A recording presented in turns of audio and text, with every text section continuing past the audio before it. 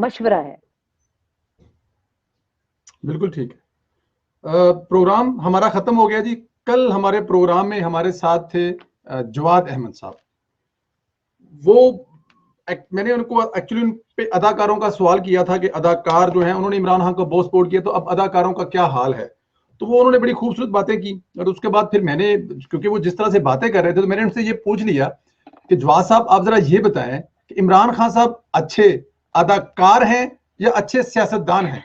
तो उन्होंने बड़ा खूबसूरत जवाब दिया। उन्होंने कहा जी कि जी मैं इस पर आपको एक वाकया सुनाता हूँ कि इंग्लैंड में कुछ साहब हैं, हाँ। बड़े मशहूर हैं, उन्होंने बड़ी किताबें शाबें लिखी हैं, ऑथर हैं। तो इमरान खान साहब ने अपने रिटायरमेंट के दिनों उनसे पूछा कि मैं अब रिटायर हो रहा हूं, लेकिन मैं खबरों में रहना चाहता हूं, मशहूर रहना चाहता हूं, तो मैं क्या करूं। तो वो पहले तो बड़े परेशान हुए थे कि यार क्या करो, कह यार कुछ तो बताओ मैं करूं क्या। उन्होंने कहा यार अदाकार बन जाओ। उन्होंने कहा नहीं यार ये काम नहीं मुझसे होगा, अदाकारी मुश्किल है, ये मुझसे नहीं होगा।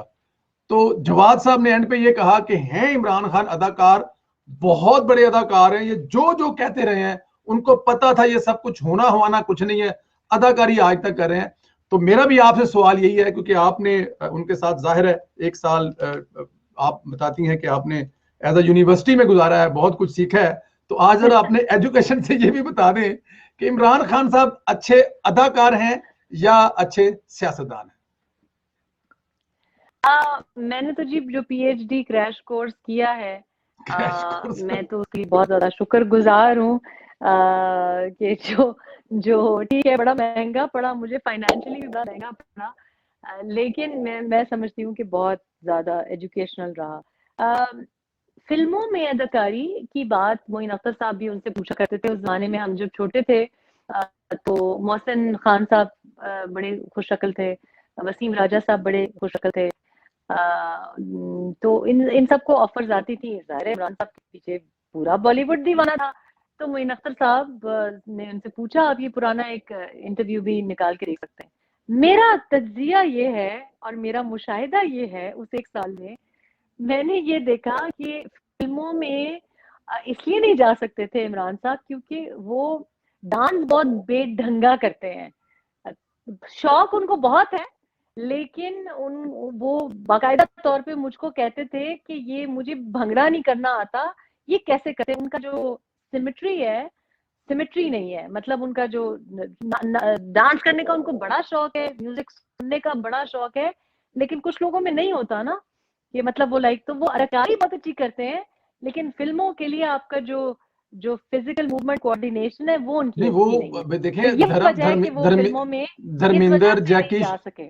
धर्मिंदर जैकी श्रॉफ सनी देओल किसी को भी डांस नहीं आता, बट वो करवा करू लेते हैं।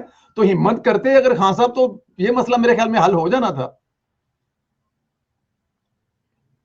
पता नहीं शौक भी उनको बहुत था, लेकिन मेरा ख्याल है दूसरा ये भी रीजन है कि आप जब हम 7-8 साल के थे और जब हम टीवी पे इनको देखते थे, ये वर्ल्ड कप से पहले की बात है, मैं अक्सर लोगों को कहते हैं वर्ल्ड कप से पहले ही इनको बड़ा, जिया साहब ने इनको बड़ा हीरो बनाने की बहुत पहले से कोशिशें, एक काफी इन्वेस्टमेंट थी इनको टीवी पे लाने की। और अगर आप वो इंटरव्यूज देखें और अब के बाद की इंटरव्यूज देखें, कल परसों मैं एक रॉयटर्स का इंटरव्यू देख रही थी तो मैं तो हैरान परेशान रह गई। और उसका वो वजह ये है कि इमरान बोलते बहुत बुरा थे, और वो खुद भी इसके बारे में किताब में भी लिख चुके हैं। वाकई मतलब शर्मीले थे बहुत ज्यादा। और अगर आप उनकी आवाज चेक करें, आप मोइन अख्तर साहब का शो देखें, जी जी जी उस जमाने में अनीता अयूब साहिबा एक बड़ी खूबसूरत जी जी मॉडल जी थी और नाजिया हसन साहिबा मशहूर थी। तो उस जमाने के अगर आप इनकी इंटरव्यूज देखें तो ये बहुत मुख्तलिफ आवाज में बोलते थे। जाहिर है यंग तो नहीं थे, ठीक ठाक उम्र के थे, मेरे ख्याल 30 साल के हो चुके थे, लेकिन ये आवाज बहुत पतली थी और बहुत शर्मीले थे और बहुत कम गो थे, बोलने में शर्माते थे। अब हम जैसे लाला को देखते हैं, शाहिद अफरीदी साहब को, तो आपने देखा कि अब आहिस्ता आहिस्ता वो थोड़ा सा बोलना सीख गए हैं। अभी भी इतना वो जो स्पीच है वो नहीं में इतने मतलब वो क्या कहते हैं माहिर नहीं हुए।